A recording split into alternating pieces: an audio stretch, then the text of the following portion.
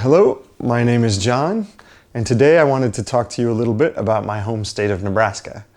Nebraska is the home of the good life, as anyone will be reminded when they are leaving or entering the state. Nebraska is located in the Midwestern part of the United States and is sometimes referred to as a flyover state, meaning it's a state you cross to travel between the two coasts. However, I don't believe this to be true, and I am sure Penny from The Big Bang Theory would agree. Here's why. Nebraska is a part of the Great Plains. It borders South Dakota in the north and Kansas in the south. To the east, the Missouri River forms the border with the state of Iowa. Strangely enough, if you ever fly in or out of Omaha, Nebraska's largest city on the eastern border, you may have to cross a strip of Iowa just to leave the airport, because the Missouri River unexpectedly changed its path due to melting ice in 1877, leaving Carter Lake on the wrong side of the river overnight. On Nebraska's western border are Colorado and Wyoming.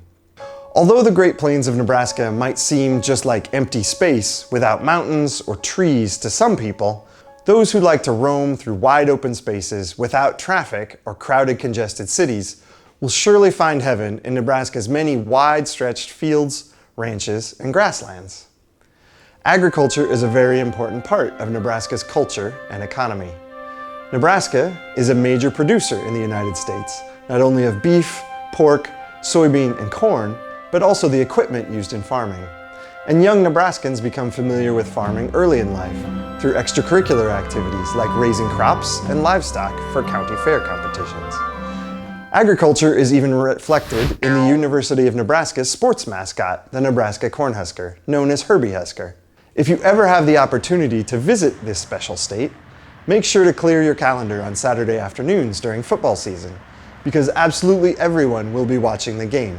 The streets are pretty much empty. Husker home games are played at the Memorial Stadium, located on the campus of the University of Nebraska in Lincoln. The Sea of Red holds over 85,000 people. That's more people than all but the two largest cities in the state, Lincoln and Omaha. This comes as no surprise when you think that Nebraska is one of the 10 least densely populated states in the United States. Despite its low number of inhabitants, just 1.9 million, Nebraska has produced a lot of famous actors, such as Fred Astaire, Marlon Brando, and Henry Fonda. But most interestingly, in my opinion, is the legacy of Chief Standing Bear, a native chief of the Ponca tribe in northern Nebraska.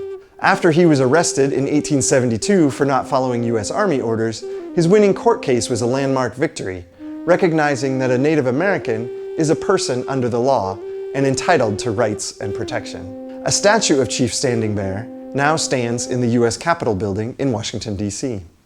Today, Nebraska is politically special because it is the only U.S. state to have just one legislative body, a unicameral.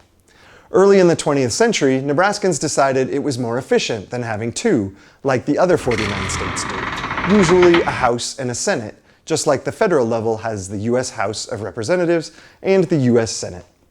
There are many natural wonders you can visit across Nebraska, and a few fun and strange man-made sites too.